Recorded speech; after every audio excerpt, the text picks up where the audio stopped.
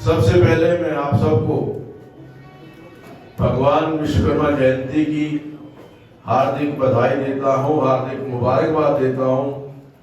और भगवान विश्वकर्मा महाराज जो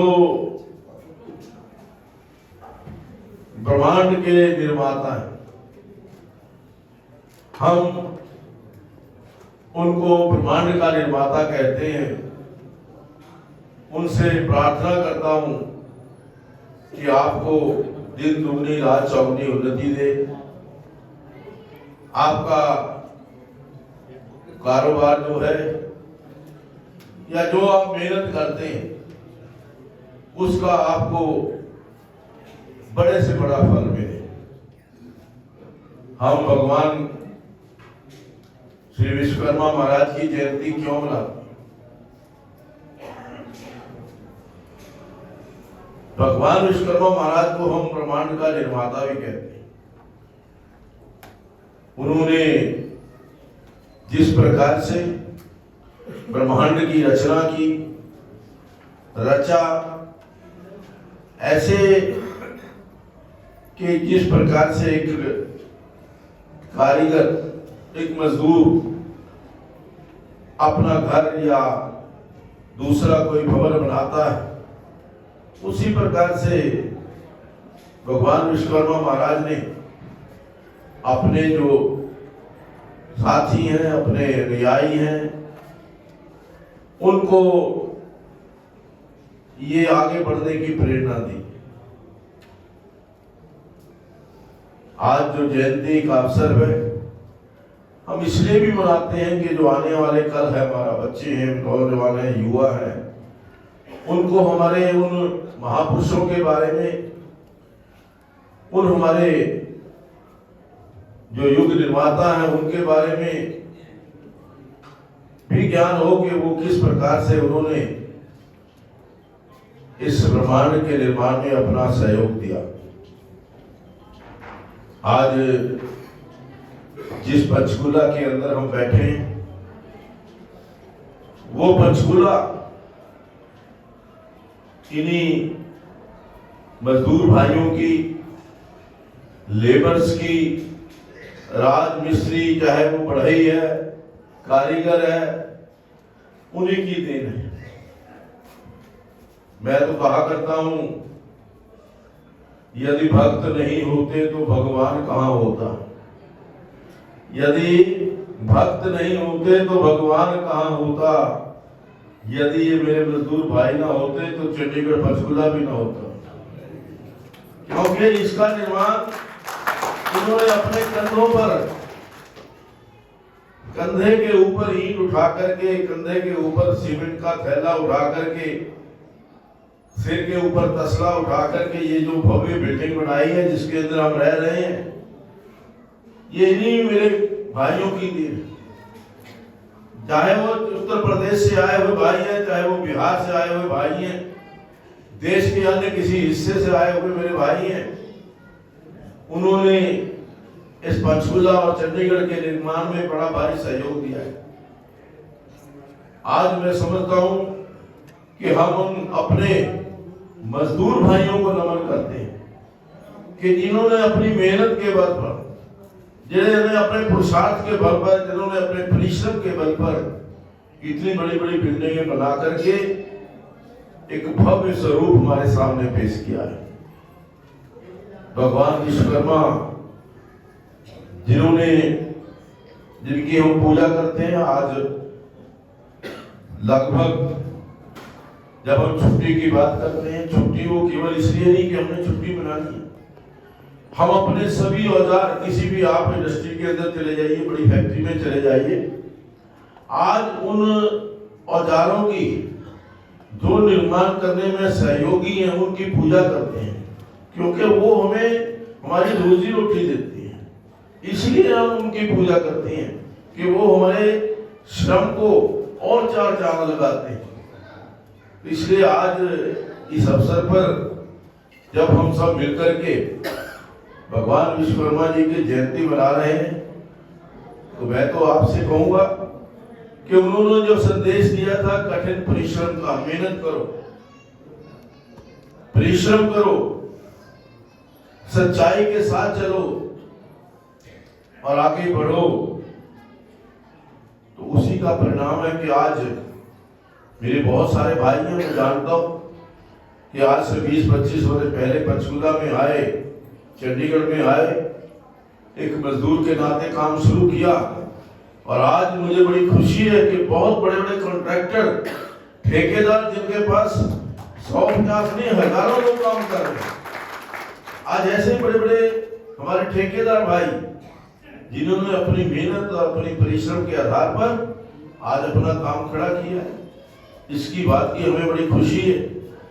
आज सरकार की तरफ से बहुत सारी रियायतें, बहुत सारी योजनाएं जो हमारे लेबर कंस्ट्रक्शन बोर्ड है या हमारी सरकार है, वो इन लोगों की सहायता के लिए नई नई योजनाएं लेकर के आ रही हैं।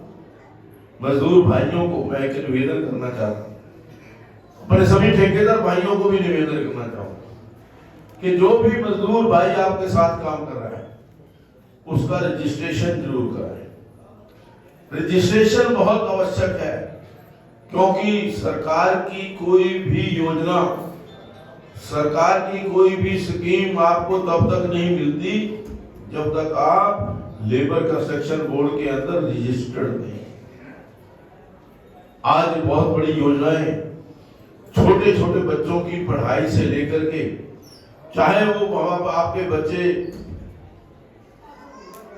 बहुत ऊंची शिक्षा प्राप्त कर रहे हैं, आज इंजीनियर बन रहे हैं, डॉक्टर बन रहे हैं, स्पेशल प्रोविजन किया गया है उनकी पढ़ाई के लिए, बच्चों के इलाज के लिए, परिवार के इलाज के लिए बहुत सारी योजनाएं शुरू की गई हैं। आज बेटी की शादी के अंदर पैसे का प्रावधान किया गया है, 2.5 लाख रुपए तक जो है, जो हमारे बीपीएल के लोग हैं उनको देने की प्रावधान किया गया। आज बेटियों की शादी के अंदर, आज अपने काम पर जाना है तो साइकिल भी आपको फ्री के अंदर या बहुत कम पैसों के अंदर मिलता है। तो ये सारी योजनाओं का लाभ आपको तभी मिलेगा जब आप लेबर कंस्ट्रक्शन बोर्ड के अंदर रजिस्टर्ड है।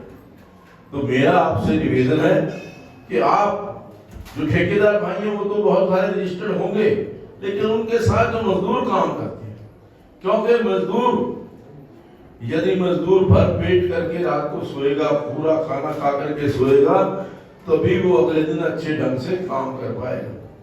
अगर कोई मेरा मजदूर भाई भूखे पेट सोता है आज के इस युग के अंदर, ये हमारे लिए लानत की बात है। आज सरकार एक नहीं सैकड़ों स्कीमें लेकर के आ रही है। आज हमारी सरकार, चाहे वो बीपीएल के जो हमारे कार्ड होल्डर हैं उनके लिए, चाहे वो पेंशन की बात है, आज जो हमारे बुजुर्ग हैं 60 वर्ष से ऊपर, उनकी पेंशन ऑटोमेटिक लग जाती है। जिनका आईडी कार्ड बना हुआ है, जिस दिन उनकी आयु 60 वर्ष पूरी हुई, 61वां लगा, तो ऑटोमेटिक जो है उसकी पेंशन 3000 रुपए 3000 रुपए शुरू हो जाती है। आज हम देख रहे हैं कि 2014 जब हरियाणा प्रदेश के अंदर आप लोगों ने आशीर्वाद दिया था, 2019 के अंदर आपने आशीर्वाद दिया था, सरकार बनी, 2014 से पहले पेंशन 700 रुपए थी।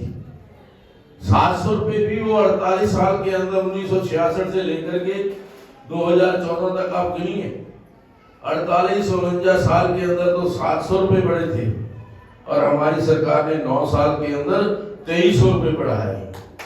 यस, आज 3000 रुपए पेंशन दे रहे हैं, चाहे वो बुढ़ापा पेंशन है, चाहे वो हमारे विधवा बहनों के लिए पेंशन है, चाहे वो दिव्यांग के लिए पेंशन है, आज 3000 रुपए पेंशन दे रहे हैं।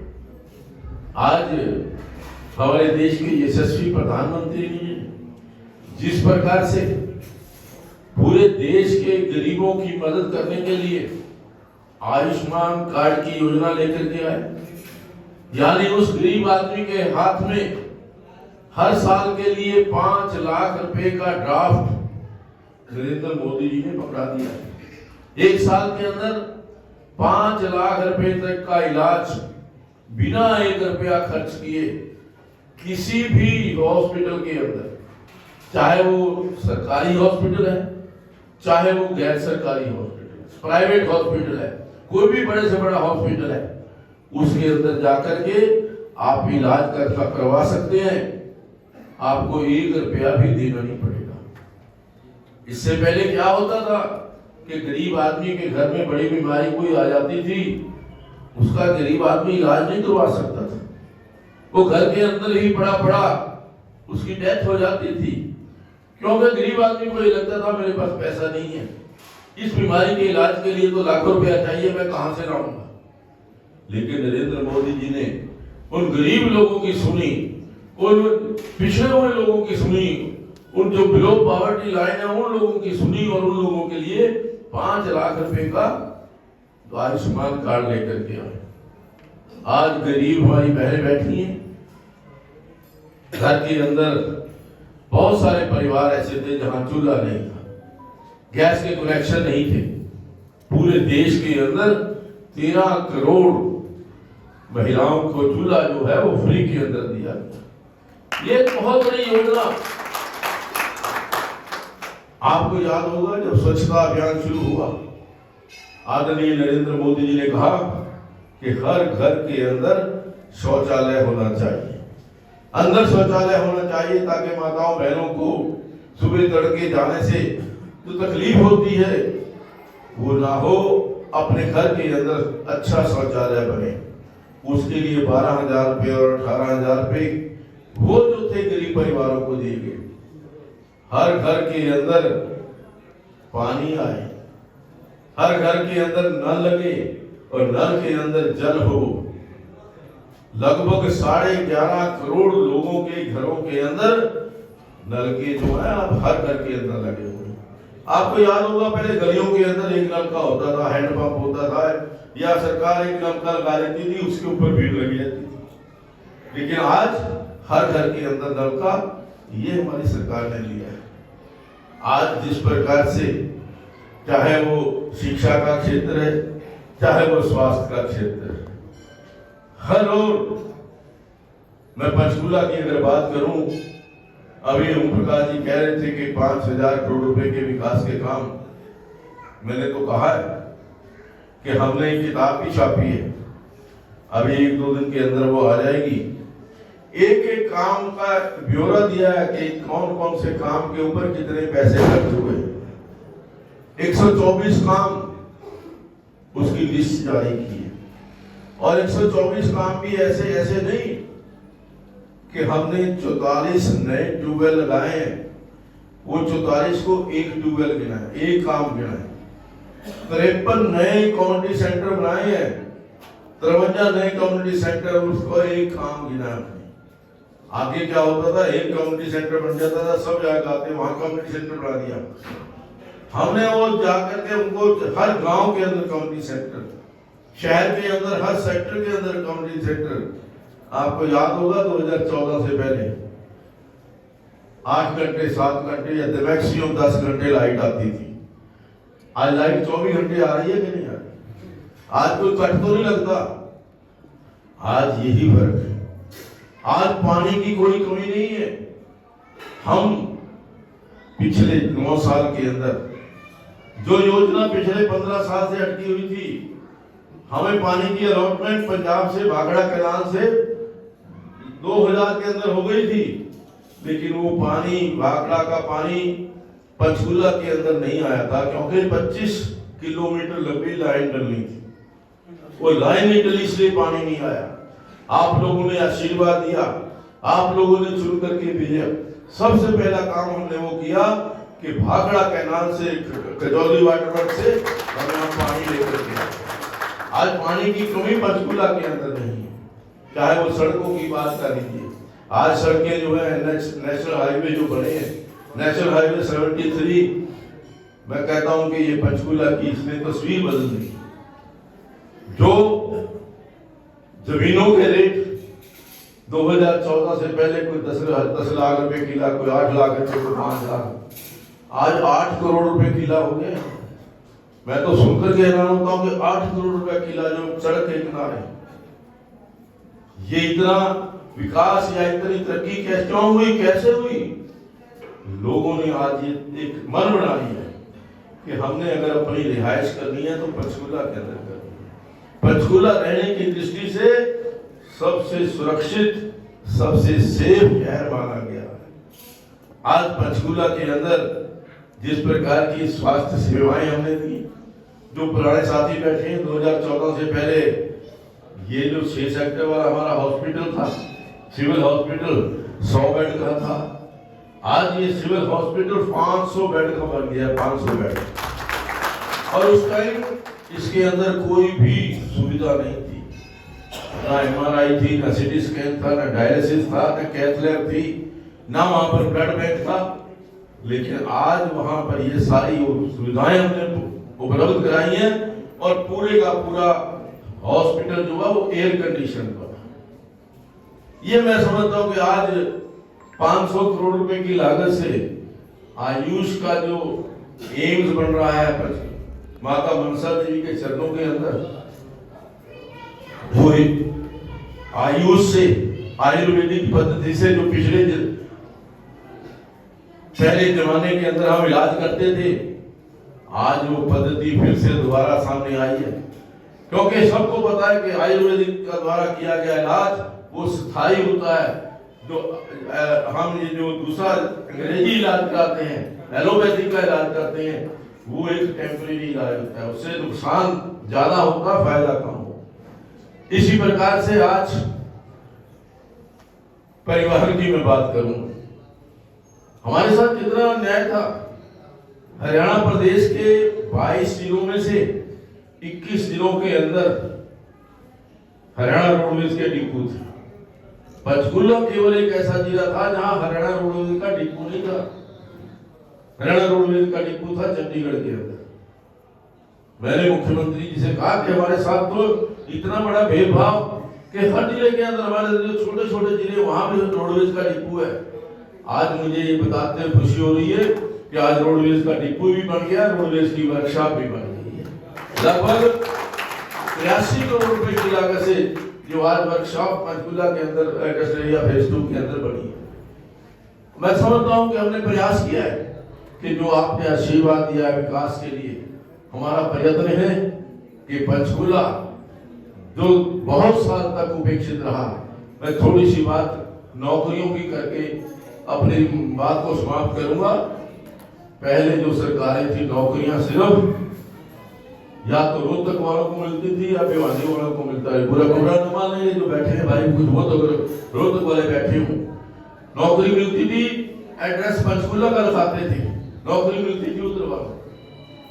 आज मुझे बताते हुए बड़ा फख्र हो रहा है कि पिछले 9 साल के अंदर 10 हमारे बच्चे HCS सेलेक्ट हुए। आज तो सीधे SDM भर्ती हुए 10 बच्चे IAS इसके अंदर उसके अंदर आए हैं, जहां जहां पर भी योग्यता के आधार पर भर्ती हुई है। और ऐसे भी गरीब परिवार है जिन बच्चों को कभी ये सोच भी नहीं सकते थे कि मेरे परिवार का बच्चा नौकरी लग जाए। आज मुझे याद है कि यहाँ नाटा साहब के अंदर एक छोटे से गांव के अंदर एक कमरा रहने के लिए था, एक बार बैठने के लिए था। वहां की बेटी रोजी, उसने मैं जब मिलने गया तो उसकी आंखों में आंसू आ गए।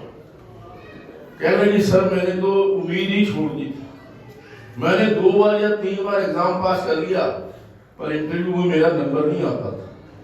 लेकिन आदरणीय मनोहर लाल जी के नेतृत्व में कह रही मैं 4:30 बजे 5 बजे इंटरव्यू देके घर आई थी, 2 घंटे के बाद पता लग गया कि मैं सेलेक्ट हो गई। ये जो है नौकरी के अंदर पारदर्शिता आई है, ये हमारी सरकार के अंदर आई है। तो मैं इस समय और कुछ ज्यादा न कहता हुआ आपका बहुत बहुत आभार व्यक्त करता हूँ, बहुत बहुत धन्यवाद करता हूँ कि आपने मुझे यहाँ आमंत्रित किया। अभी आदरणीय चौधरी साहब देवनगर जी कह रहे थे कि तो इस भवन निर्माण के लिए 5 लाख रुपए जो है मैं देने की घोषणा करता हूँ। आपका बहुत बहुत धन्यवाद। जय हिंद, जय भारत।